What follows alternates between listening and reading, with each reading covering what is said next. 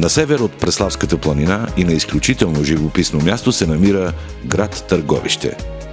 Градът е разположен между старите български столици Плиска, Преслав и Велико Търново. Тук всеки камък е история. Днешният град Търговище е административен център на община Търговище. Кметът на общината, доктор Красимир Мирев, ни увери, че Търговище е едно добро място за живеене.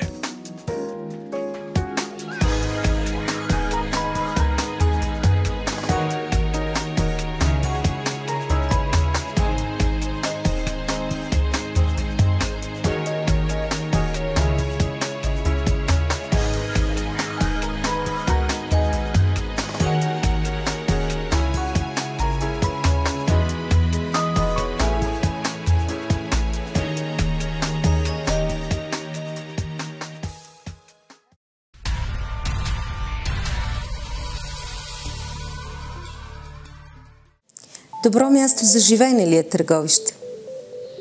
Стараем се да го направим добро място за живеене. Особено в последните години отделихме много внимание на околната среда, на поддържането и възстановяването на парковете и градините. Имаме 600 декара паркове в регулацията на града, което на жител се пада изключително много. Не знам дали има друг такъв град. Добре планиран град на времето, с собствена и отделена индустриална зона, квартали за живеене, добре водоснабден, газифициран, електрифициран. Разбира се, всичките проблеми на съвремието, с инфраструктурата, нарушената, главно по отношение на улици и поддръжката им. Но считам, че от ден на ден и от година на година Търговище става и ще става добър град за живеене. Като кмет на община Търговище, по кои проекти и програми работите? Ние участвахме във всички фази от преговорния процес на България за влизане в Европейския съюз, сиреч предприсъединителните фондове, сега в момента на структурните фондове, разбира се и със свои средства, успяхме да реализираме доста проекти. От предприсъединителните фондове така силни прояви имахме по програма ФАР и главно бяхме насочили нещата в инфраструктурата, градската и общински пътища. А в структурните фондове голямата ни задача, която сме си поставили, да реализираме един интегриран проект в водния цикъл, което ще рече подмяна и изграждане на нови водоснабдителни системи и отводнителни канали и канали за отпадни води. Заедно с една пречиствателна станция за отпадни води. Пречиствателната станция се изгражда по предприсъединителния фонд ИСПА и е на финала, може би до месец, тя ще бъде открита на стойност 18 милиона евро.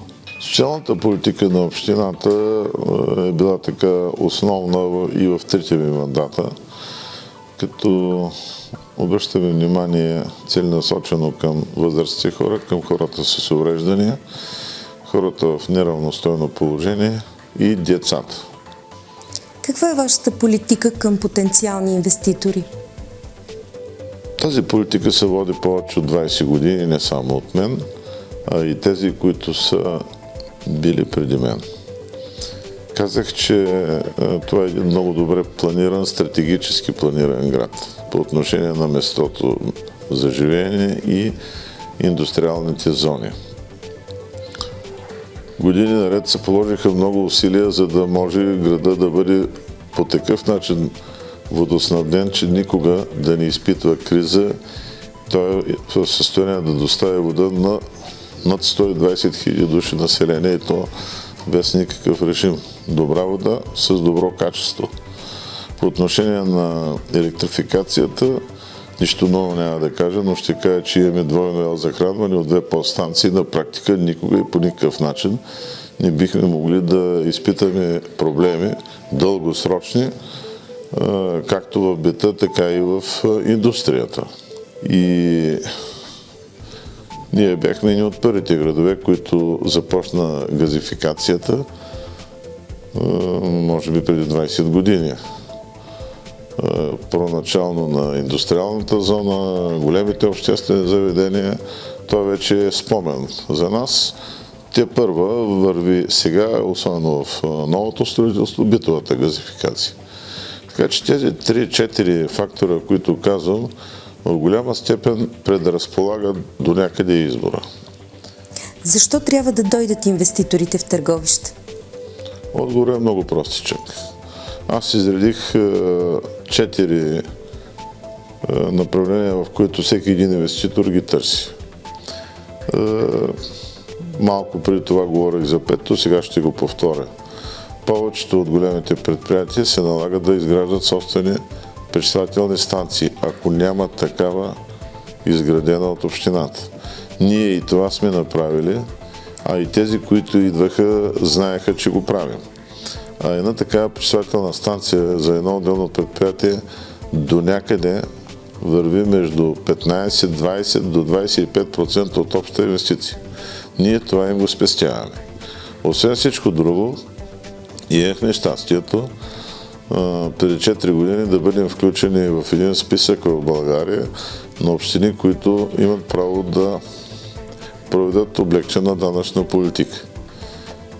Така че тези инвеститори, разделени в съответните класове, първи, втори и трети, отделно, че получават преференциите на общината и на държавата, са освободени от определени данъци за 5-годишен период. Всичко това в съвкупност даде възможност за реализацията на тези инвестиции, вероятно и нови в бъдеще. Какви са възможностите за туризъм в общината? Ние тепърва ще развиваме този процес, тъй като нямаме традиция в туризма, но имаме дадености, за да го развием. Първо, по отношение на хотели, нови, достатъчно. Едва ли в Северна България има, като изключим Варна, град с толкова нови хотели. И то добро качество, 3-4 звезди. Значи достатъчна леглова база. Добра история, археологическа и друга, музеи, стари квартали, Мисионис, т.е. старинен град, който години наред археолозите търсиха и накрая го намериха край Търговище. Златният град на България, както са го казвали.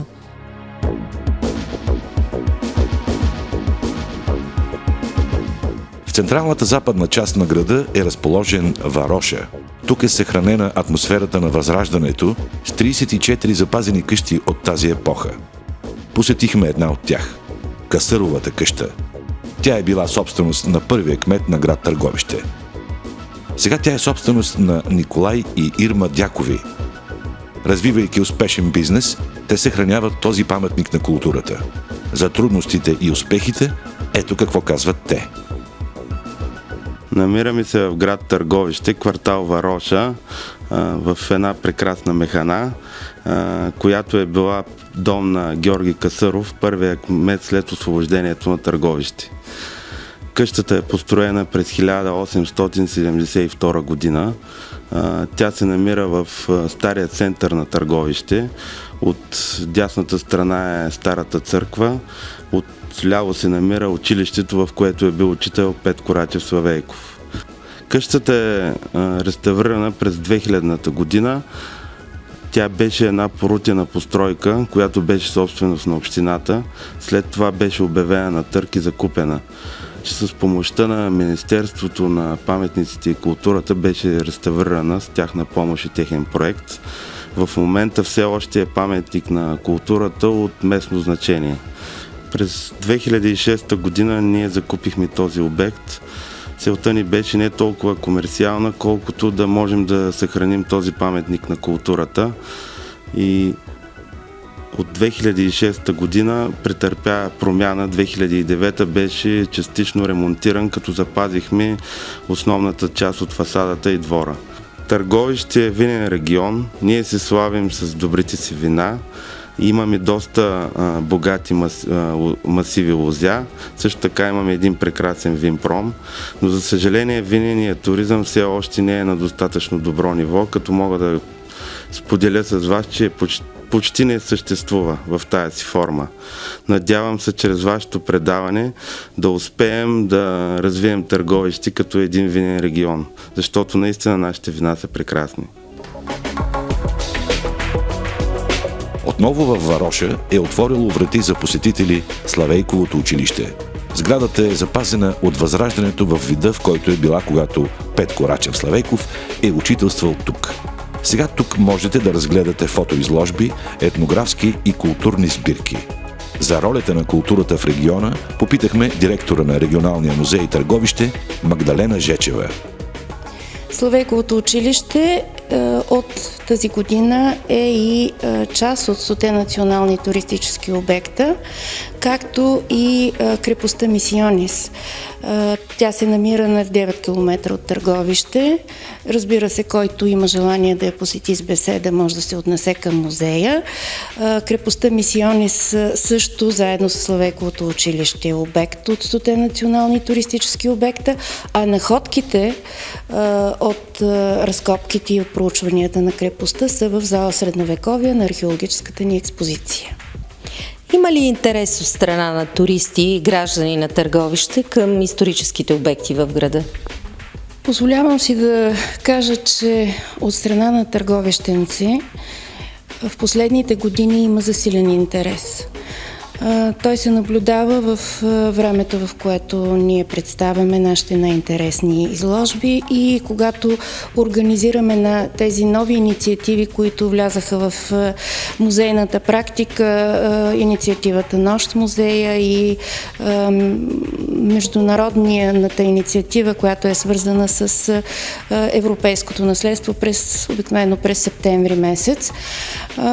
Изключителен интерес е, разбира се, по-голяма е посещаемостта от страна на учениците, ученическата аудитория, но ние много се радваме, когато идват цели семейства, поколения се случва да идват в музея и така за нас е изключително удоволствие, удовлетворение, че ги виждаме при нас. Можем ли да говорим за културен туризъм в община Търговище?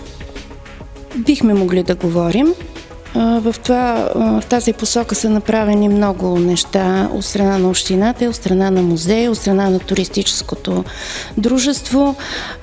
Мисля, че все още има какво да се желая в тази посока, тъй като, за съжаление, големите туристически маршрути не минават през Търговище. Но ние мислим, че можем да предизвикаме интереса. Различни са формите и чрез интернет, и чрез възможностите, които разнообразието, което предлагаме в нашите експозиции, да привлечеме туристи, които са извън аудиторията, която е постоянна за музея.